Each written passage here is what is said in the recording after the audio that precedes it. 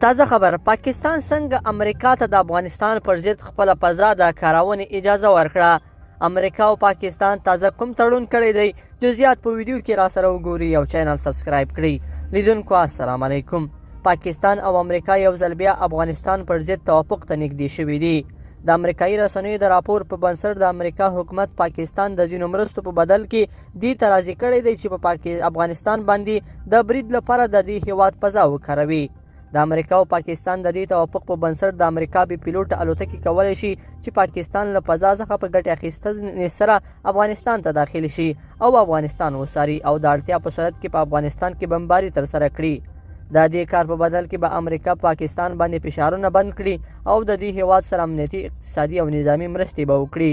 په داسې حال کې چې د پاکستان حکومت خوښ و چې طالبان په افغانستان کې واک ته ورسیږي، مګر اوس بیا هم د پاکستان د افغانستان د دې حکومت په ضد باندې پاکستان ته لارې ګودرې ورکوي.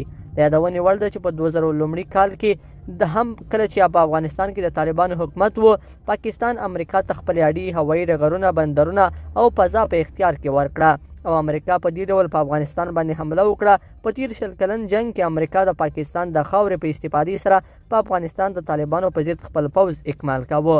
د چارو څارونکي وایي چې د افغانستان حکومت باید د پاکستان په وړاندې په وروستۍ درجه څخه کار واخلي او په ځانګړي ډول په خپل صف او حکومت کې هغه لوړپوړي چارواکي چې د پاکستان سره زیاته خواخوږي لري تر جدي څارنې لاندې ونیسي.